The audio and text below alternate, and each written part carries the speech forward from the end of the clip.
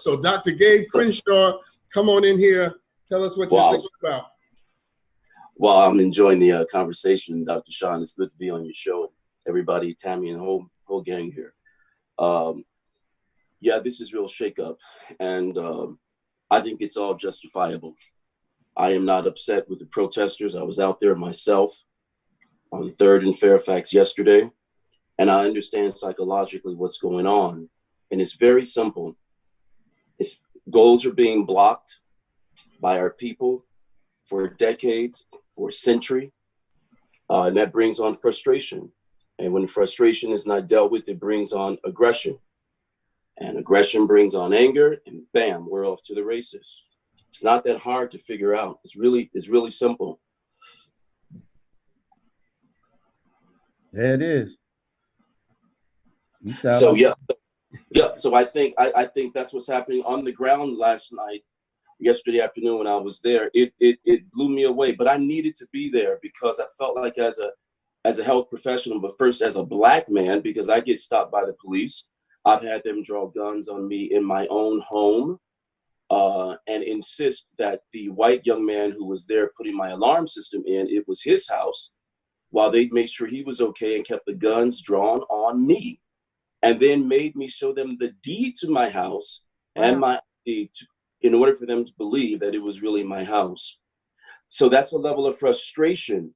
And over time, when there is not anything in place to fix that, we take to the streets. Doctor, can you speak on how unrealistic it is? Like, I think most Black people are currently and consistently in a state of post-stress traumatic disorder. Like it's a constant thing. Like we all have stories probably from when we're teenagers being called, you know, niggas and monkeys from the police and being slammed against walls and stopped and bothered and searched and all kind of things by the time a lot of us are teenagers.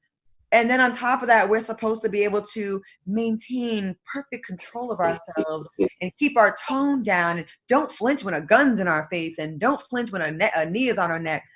It is mentally, I want to just talk about the mental, the mental space. How is that even possible?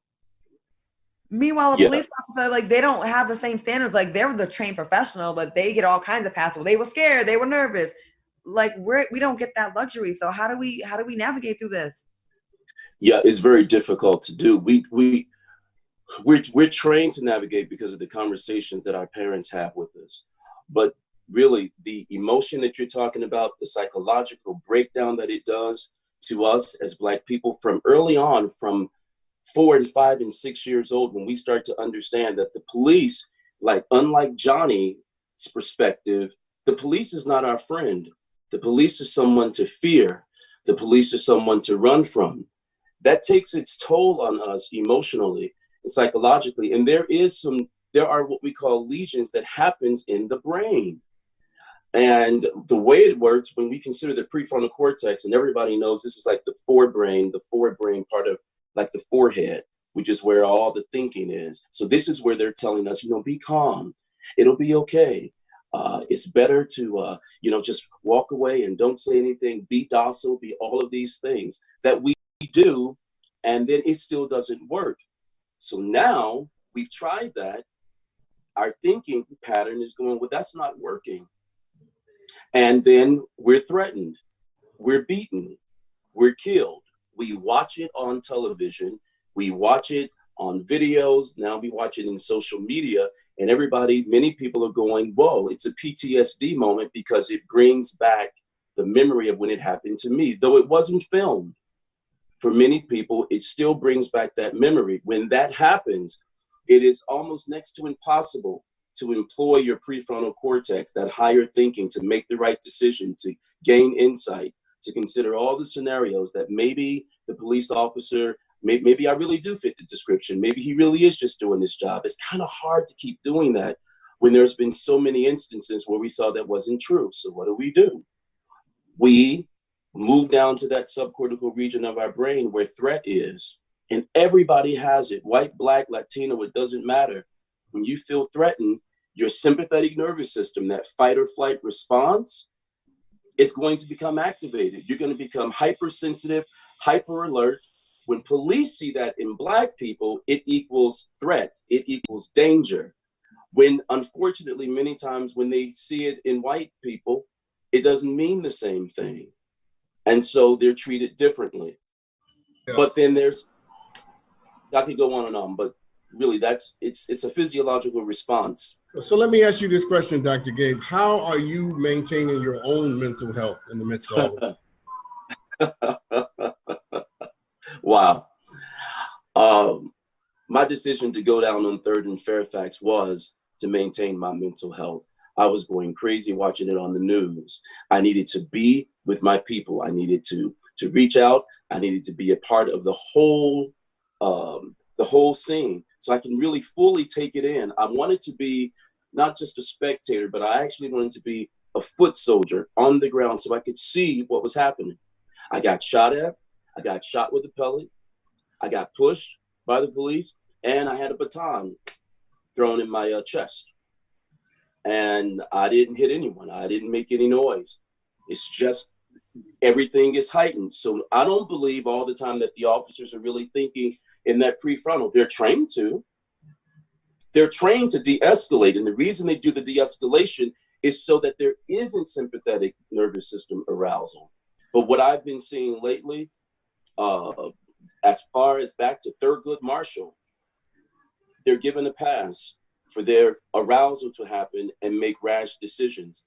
And then it's all swept under the badge. So listen, Dr. Gabe, let's have either Tammi or Leon or Brooke respond to some of that, because you've given us a lot. So does anybody want to respond to any of that? I actually had a question, not so much response. Like, what about more training for police officers? I got a lot of buddies that's police officers, and they get mad at me because sometimes I ask them, how can you put on that badge knowing a lot of the blood of your people is on? And we go back and forth. They still my guys, but I got to call them on. I was like, you working with these dudes, you know what I'm saying? You know these dudes, cowards and they punks. Why you not saying that to them? Why you not stopping them before stuff like Raquan McDonald happens? You know what I'm saying? But what do you think, how can testing be better for police officers to even allow them to wear the uniform? Like, how much more mental testing should be going into these police officers training? Because a lot of them, I feel like they either scared soon as they get in the car, or, hey, it's Negro hunting season. You know what I'm saying? I got a license to kill. So do you think they need to do more mental testing for police officers before they put them through the academy? I think that is important. I think they need to do more testing. But let's be very clear. You cannot legislate the hearts of racist police officers. And I think we need to stop pretending like, oh, they just need more training. Well, that's just bullshit. And we all know it. Seriously. I'm not trying to be funny with this. I'm dead serious, because they get the MMPI. There's a whole test battery that police officers get.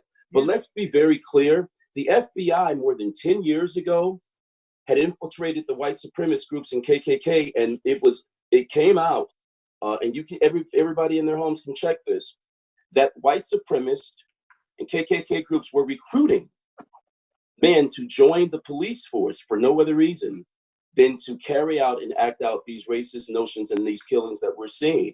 So it's very difficult to tell who is sometimes and who isn't.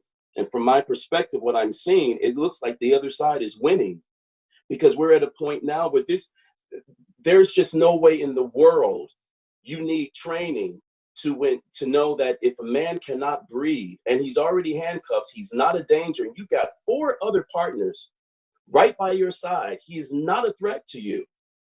That isn't training. That's an issue of the heart, and that's the issue of the mind. We can't legislate that. And that's part of the frustration, aggression that I think our people and people across the world and this nation are feeling.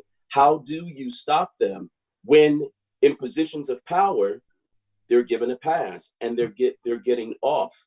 People who look like us having this conversation right now are not in control at the top. Right.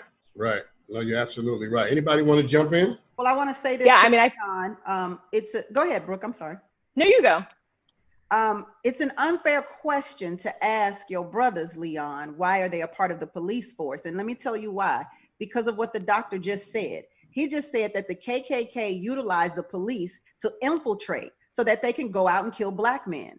So that's their mindset. Meanwhile, our mindset is to not join the very organization that sets out to kill Black men. So it's counterproductive. You want to infiltrate that organization just like the KKK does, so you can find out where those bad seeds are. It's kind of how Black people don't like to go to jury duty. We have to go to jury duty if we want a jury of our peers, so that we can allow the people who are killing us to go to jail.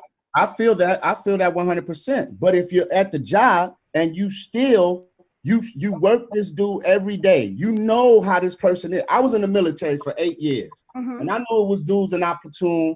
They ain't like Black people. Probably we was the first Black people they had seen in Lawton, Oklahoma since they've been alive.